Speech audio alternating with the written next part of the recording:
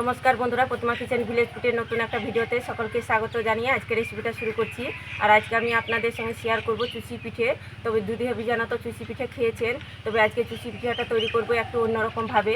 বানানো যেরকম সহজ, খেতেও কিন্তু দারুণ লাগে। এইভাবে করে বানিয়ে দেখুন, ভাবতেও পারবেন না পিঠেটা এত সুন্দর লাগে খেতে। খুব কম সময়ের মধ্যে ঝটপট তৈরি করানো হয়ে যায়। তো কীভাবে বানাচ্ছি বন্ধুরা, স্কিপ না করে পুরো ভিডিওটা দেখবেন। আশা করি আজকে পিঠা রেসিপি দেখতে আপনাদেরকে ভীষণ ভালো লাগবে। আর যে সকল বন্ধুরা এখন পর্যন্ত চ্যানেলে নতুন হয়ে থাকলে প্লিজ চ্যানেলটিকে সাবস্ক্রাইব করে আমার পাশে থাকবেন। আর যারা যারা ফেসবুক পেজটাকে দেখছেন তারা পেজটাকে ফলো করে আমার পাশে থাকবেন। তাহলে বন্ধুরা পিঠেটা বানানো শুরু করি। চুষি পিঠেটা তৈরি করবার জন্য নিয়েছি এক বাটি সুজি। শুকনো খোলায় একটু নাড়াচাড়া করে সুজিটাকে ভেজে নেব।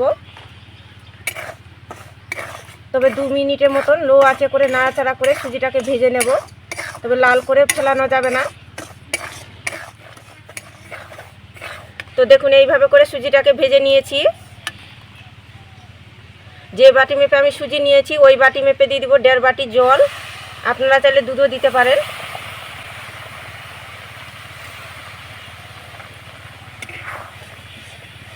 এবারে এইভাবে করে একটু নাড়াচাড়া করে আমি দইয়ের পরিণত করে নেব। আর সুজিটাও দেখবেন খুব সুন্দরভাবে সেদ্ধ হয়ে যাবে।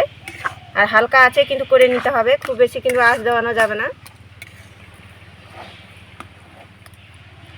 তো দেখুন অনাবর্ত নাড়াচাড়া করে আমি দইয়ের পরিণত করে নিয়েছি। আর দেখুন কড়াই থেকে ছেড়ে আসছে কত সুন্দরভাবে।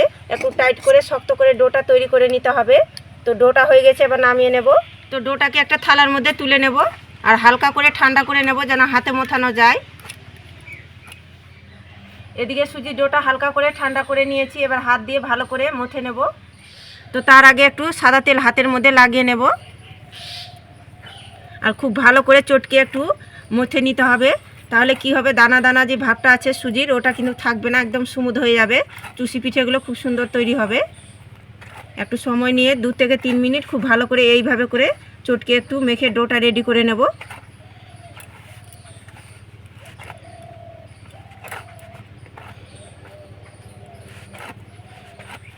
দু 3 মিনিট খুব ভালো করে স্মুথ করে ডোটাকে মেখে রেডি করে নিয়েছি। একদম সফট করে তৈরি করে নিতে হবে।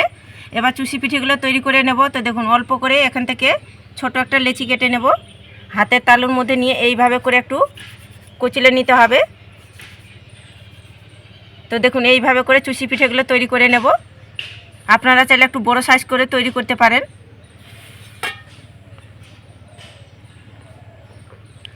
আর বানানো কিন্তু খুব একটা ঝামেলার কাজ না। দেখুন এইভাবে করে একটু করে ডো নিয়ে একটু কচলে নিলে কিন্তু চুষি পিঠেগুলো তৈরি হয়ে যাবে।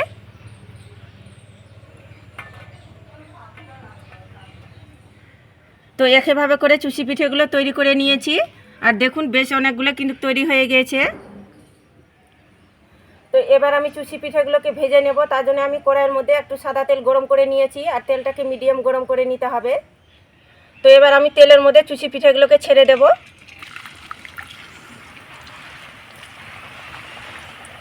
তো দেখুন তেলটাকে এরকমই কিন্তু মিডিয়াম গরম করে নিতে হবে। আর চুষি পিঠেগুলো যখন ছাড়বেন তেলটাকে মিডিয়াম গরম করে নেবেন। আর হালকা তেলের মধ্যে যদি ছাড়তে চান তাহলে কিন্তু পিঠেগুলো ভেঙে যেতে পারে। তো দেওয়ার পরে কিন্তু সঙ্গে সঙ্গে নাড়াচাড়ানো করবেন না। তেল থেকে দেখুন কি সুন্দরভাবে ভেসে গিয়েছে। তবে কিন্তু একটু নাড়াচাড়া করে উল্টে পাল্টে দিতে হবে।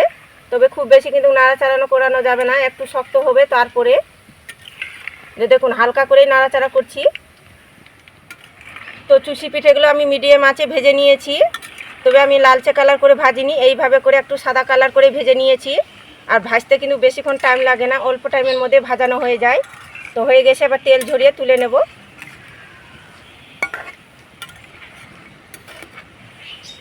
দেখুন শুধু কত সুন্দর লাগছে চুষি পিঠেগুলো দেখতে।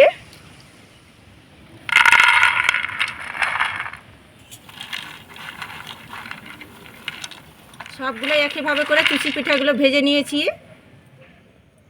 চুষি পিঠার জন্য সেরা তৈরি করে নেব। তার জন্য উনুনে একটা পাত্র বসিয়ে দিয়েছি।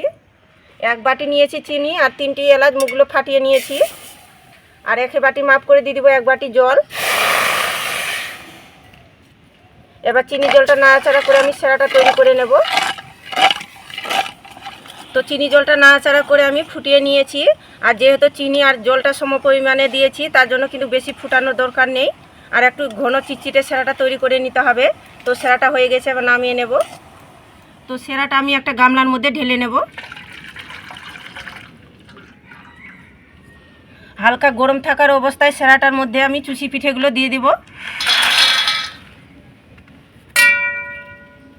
একটা চামচের সাহায্যে একটু নাড়াচাড়া করে নেব।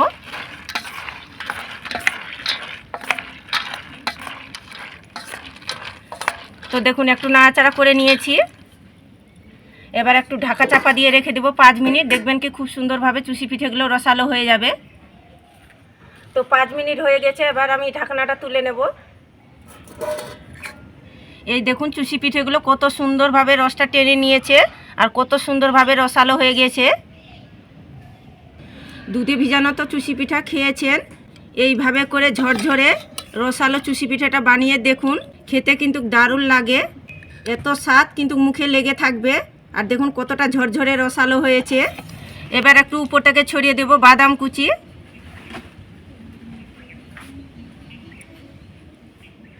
তো দেখুন বাদাম কুচি দিয়ে সাজিয়ে নিয়েছি। এবার কতটা লোভনীয় লাগছে দেখতে আর কতটা নরম তুলতুলে রসালো হয়েছে। দেখুন কতটা নরম তুলতুলে একেবারে রসালো হয়েছে। আর রসটা দেখুন কত সুন্দরভাবে ঢুকে গিয়েছে, কতটা নরম তুলতুলে হয়েছে, মুখে দিতেই মিশে যাবে, দুর্দান্ত লাগে খেতে।